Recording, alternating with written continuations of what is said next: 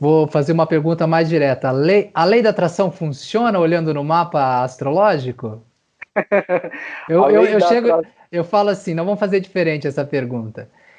Eu pego lá, vou fazer o meu mapa astrológico, falo assim, ó, eu quero ganhar o bilhete premiado da Mega Sena, Mega Sena da virada. Meu mapa tá falando aí, mas eu acabei de ler o livro da Lei da Atração. Eu li, já decorei ele, todas as palavras, e tô praticando 100%. Vou ganhar? Então, a lei da atração não funciona isoladamente, né? A lei da atração, ela é parte de um conjunto maior de leis. Então, é óbvio que nós temos o poder, um certo poder, de atrair aquilo que nós desejamos. Mas a gente tem que pensar muito mais naquilo que nós precisamos do que daquilo que nós desejamos. Se Perfeito. você entende, né, o que você precisa, aquilo que você precisa com certeza chegará a você.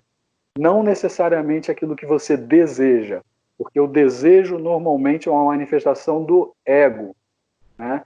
E para que a lei da atração funcione de uma forma perfeita, ela tem que estar baseada na sua verdade interior, ela tem que estar baseada no seu ser, no seu ser verdadeiro. Então, quando o ser verdadeiro pede, ele recebe. Quando o ego pede, não necessariamente vai receber. E às vezes se recebe, o resultado pode ser até desastroso. Tá, eu fiz uma brincadeira aqui da lei da atração, né? Lógico que a gente sabe que também, se a gente não pensar, como você disse, nas coisas boas, a gente também acaba atraindo as coisas ruins. Então eu vejo que também é fundamental ter o conhecimento da lei da atração para atrair coisas melhores, mas evitar as coisas Exato. ruins. E então me diz aí, eu tô lá com o livro da lei da atração e chego para você e falo, quero ver meu mapa, mas eu quero no mínimo, porque a gente fala assim, né? A gente só está atraindo coisa ruim para nossa vida, né? Por isso que a gente procura um tipo de leitura como essa, né? Só tô atraindo coisas ruins na minha vida. Vou ler o meu mapa astrológico, vou descobrir o que que eu tô atraindo de ruim. Eu diria que o astrólogo tem que fazer um grande esforço para ser capaz de promover essa revelação, né? É parte do trabalho do astrólogo revelar, através dessa simbologia, né, como que está funcionando o esquema mental, emocional, o sistema de crenças, as materializações, né?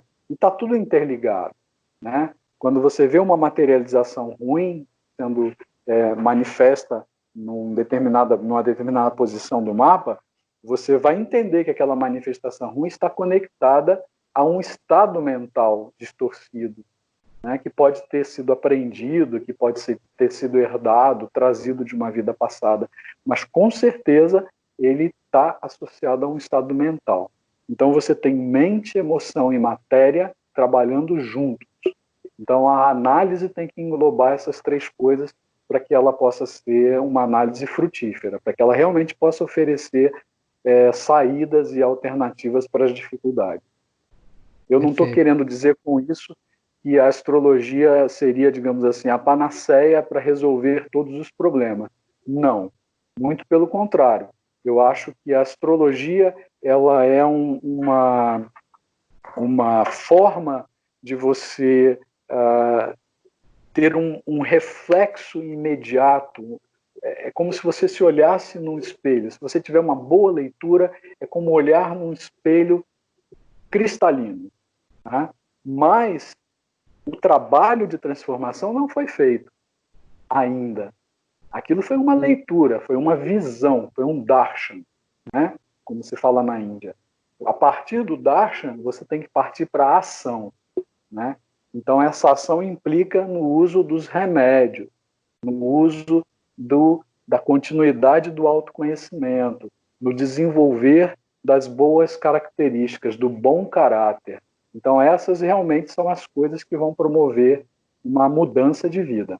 né? Então eu diria que assim, o mapa ele é um excelente espelho, se for bem lido, né? Mas a transformação real vai depender do empenho que a pessoa vai ter no seu próprio processo de crescimento.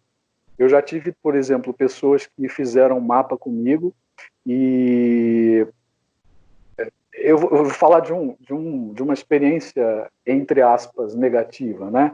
E aí essa pessoa chega para mim e fala, oh, puxa, você fez a minha revolução solar, existia um prognóstico de que acontecesse determinadas coisas, e essas coisas não aconteceram.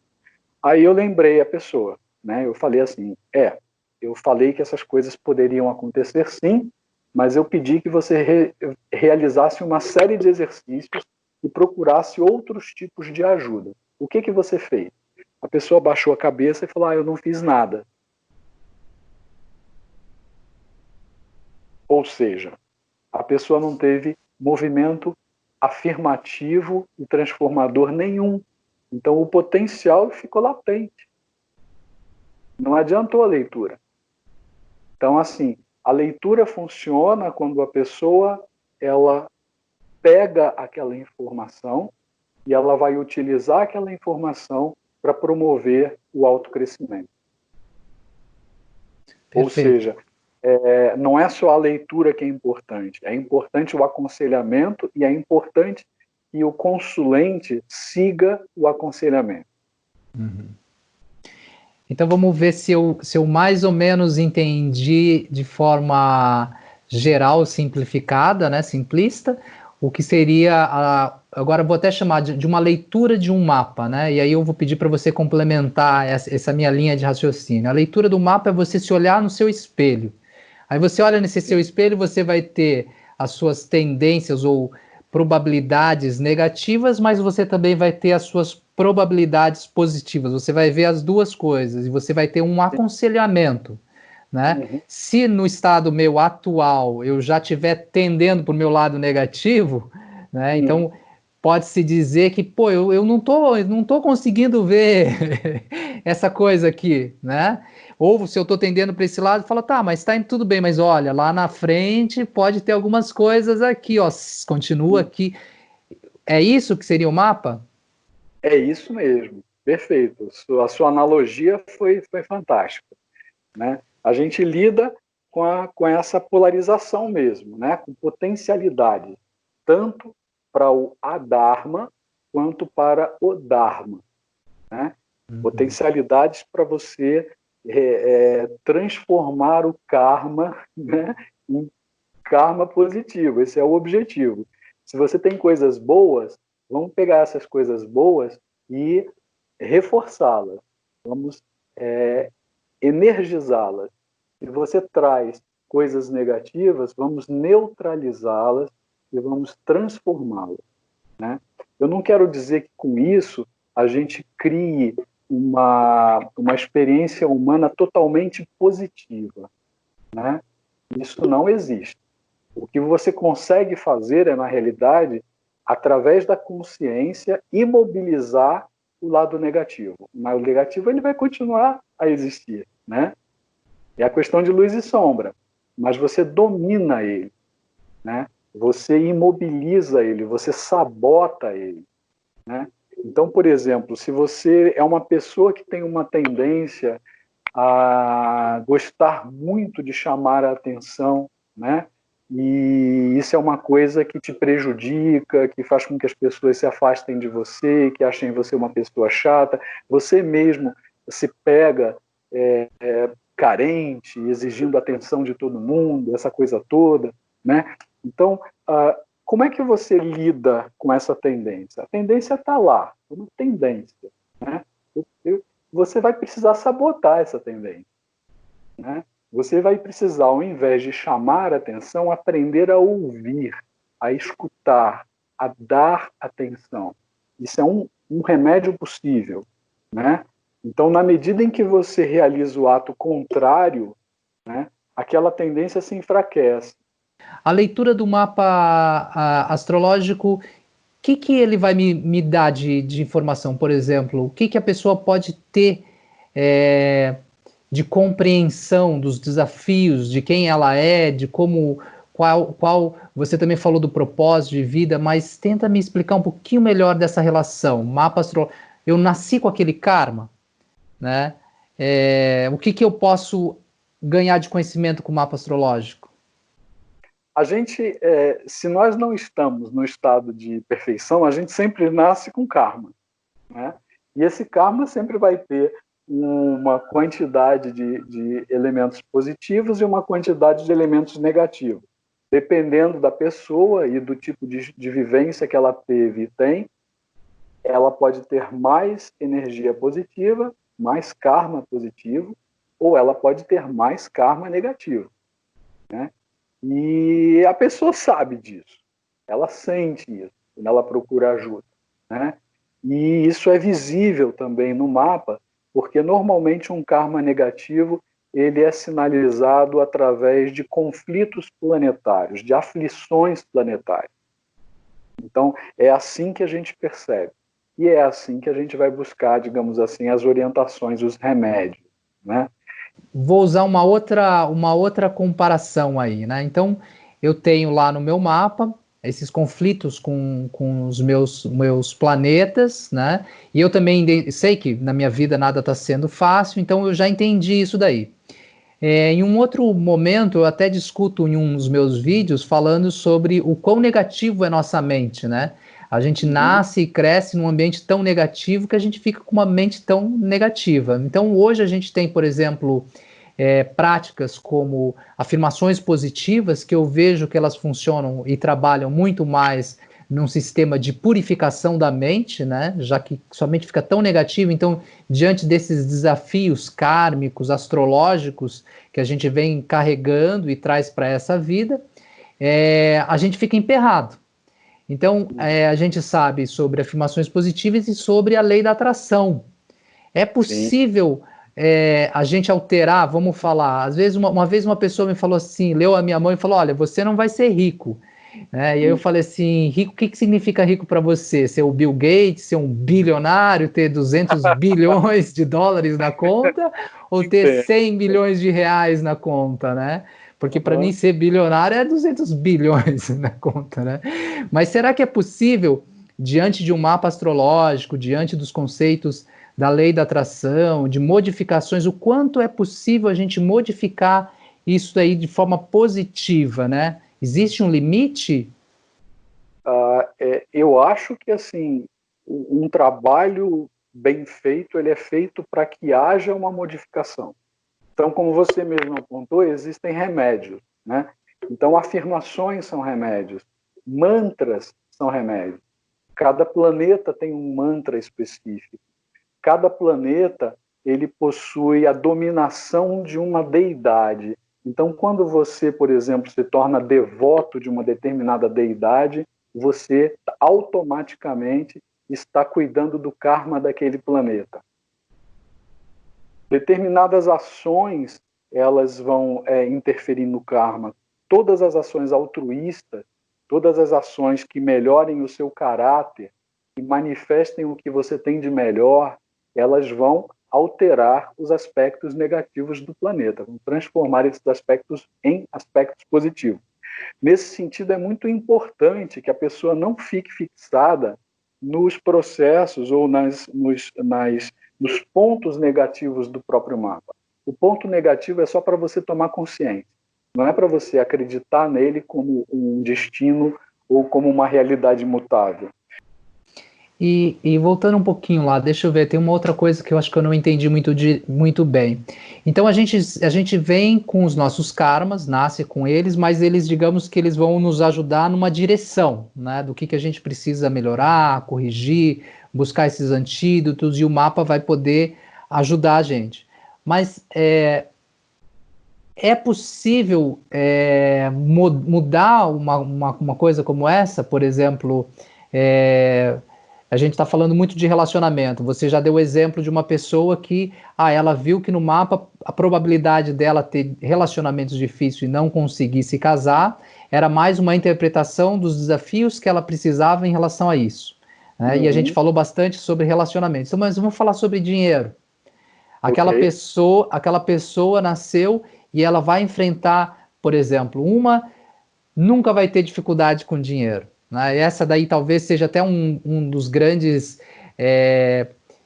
uma das grandes coisas que a gente não consegue entender. Por que que uma pessoa nasce com muito dinheiro e por que que outra pessoa nasce sem dinheiro, né?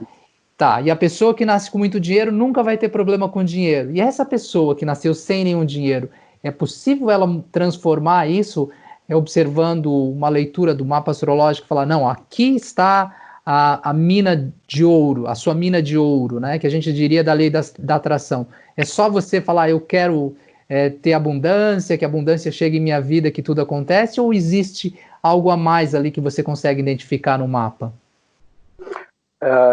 Como eu falei lá no início, o karma ele está associado ao que você traz de vidas passadas, ao que você traz dos seus antepassados e ao seu entorno atual, que envolve situações que são econômicas, políticas, situações externas também, né? Então, quando a gente pensa numa transformação de vida, a gente não pode deixar que o pensamento mágico tome conta de todo o processo, né? Então, assim, como você falou para a pessoa que disse que você nunca seria rico, você perguntou para ela o que é ser rico, né? Então, quando uma pessoa está diante do potencial financeiro dela, ela precisa muitas vezes entender que a forma de atuar para melhorar a situação financeira não será necessariamente focando no dinheiro, mas sim focando na vocação, focando no ambiente onde ela está, numa mudança do ambiente, um trabalho para a mudança do ambiente, um trabalho para a mudança política, né? Aham. Essas coisas elas estão todas relacionadas. E também entender o que é para ela um estado de contentamento, né? Então, a riqueza se estabelece quando você está contente. Se você chegar para um sadhu que está em estado de êxtase, vivendo num determinado lugar e não tem necessidade de nada além da roupa e do seu rosário e do seu pote de água e comida, né? E você perguntar para ele se ele está feliz, se ele se sente contente, ele vai dizer que sim, ele está contente com aquilo. Então aquilo ali para ele é riqueza, né? Uhum. É porque se nós usarmos as referências externas, principalmente as referências capitalistas modernas, a gente vai entrar num problema muito sério de insatisfação contínua, né? Porque a gente vai estar vislumbrando que a felicidade é conquistar coisas. Não. A felicidade é você conquistar um estado interior de paz e de contentamento, né? E aí as coisas virão para você dentro da medida do necessário. Então a gente tem que começar a pensar em realização material, né, como aquelas coisas que vêm para nós, que nos satisfazem, né, que são fundamentais para o nosso contentamento, sem excesso e sem escassez. Questões financeiras. E aí, já salvou alguém da falência?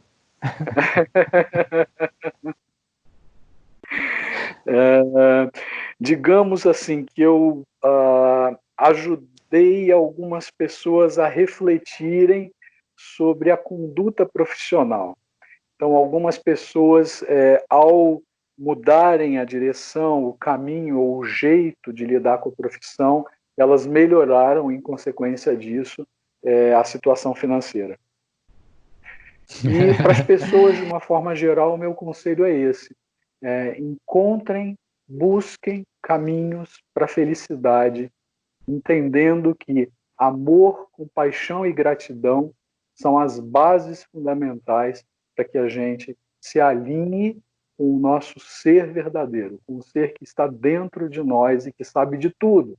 Então a gente precisa abrir essa janelinha para dentro e deixar esse ser dizer para a gente aquilo que precisa ser buscado, né? E aí a nossa mente se focar, a gente tem que focar a mente nessa direção para criar, para realizar essa felicidade.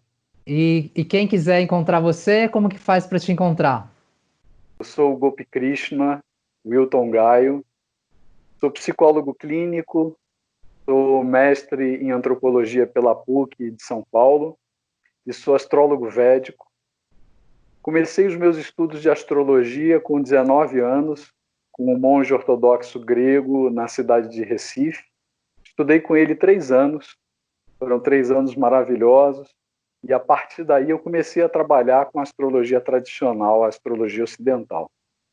Somente há 10 anos atrás eu tive a oportunidade de conhecer um professor, um mestre de astrologia védica e estudar com ele. E visitei a Índia algumas vezes, onde eu pude aprofundar e aprimorar o meu trabalho de astrologia védica. Hoje eu sou apaixonado por astrologia védica e praticamente eu só trabalho com ela.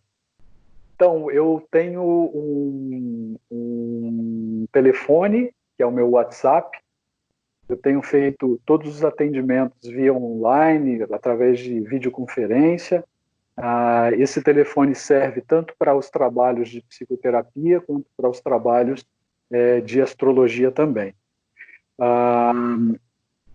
Por enquanto, eu estou com o telefone, o Facebook, e eu tenho uma página no Instagram. Depois eu coloco os links embaixo e a gente deixa ele no vídeo e tudo mais, o seu link do Instagram. E telefone, Facebook, para o pessoal te encontrar, então. Obrigado. Wilton Gaio, Gopi Krishna, muita gratidão. Você sabe que eu conhecia a minha guru direta e indiretamente por você. Então a minha vida teve algumas direções, né? A primeira direção foi quando meu primo me enganou no apartamento dele, falando que yoga era um tipo de um karatê indiano, né? Aí depois ele devagarzinho falou: olha, tem um rapaz chamado Gopi Krishna, que ele conhece uma guru indiana. Me levou a conhecer a AMA lá nos Estados Unidos, então eu tenho um sentimento profundo de gratidão por você, por todo o trabalho que você fez na AMA Brasil e continua fazendo, com todo o seu trabalho. Passei 7 anos por causa dessa descoberta dessa guru na Índia, então você é uma pessoa fundamental na direção da minha vida, né? Então, muita gratidão poder, assim, ter esse pouco tempo de conversar com você e compartilhar. Eu sei que você tem tanto conhecimento. Eu digo várias vezes para você que você tem que gravar mais vídeos, porque o pessoal tem que saber o tanto de conhecimento que você tem. Então, muito feliz de ter essa primeira oportunidade de gravar um vídeo com você e estar publicando ele, né? Eu tenho certeza que vão sair muitos mais. Então, muita gratidão, meu irmão.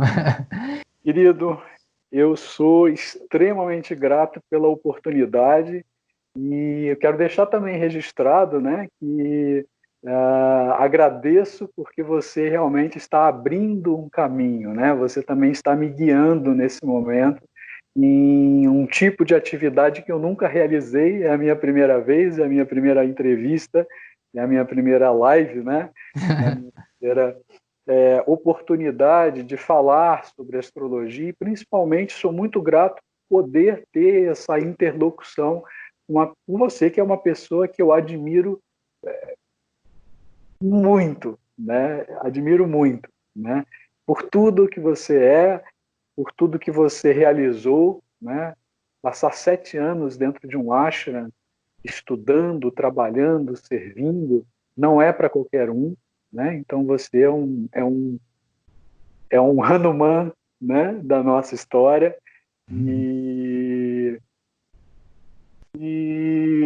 bom, o que eu estava querendo dizer é que assim você me inspira nesse trabalho de servir, de procurar servir com altruísmo e buscar a felicidade, né? Então, assim, eu acho que você é uma pessoa que busca a felicidade de uma forma muito sincera e muito dentro do Dharma, o que é um modelo e um exemplo para todo mundo. E eu sei dos seus novos trabalhos e eu desejo que esses seus novos trabalhos frutifiquem da melhor forma possível, que possa ajudar também muita gente. Eu tenho certeza que será assim. E para as pessoas, de uma forma geral, o meu conselho é esse: encontrem, busquem caminhos para a felicidade, entendendo que amor, compaixão e gratidão são as bases fundamentais para que a gente se alinhe com o nosso ser verdadeiro, com o ser que está dentro de nós e que sabe de tudo. Gratidão, meu irmão.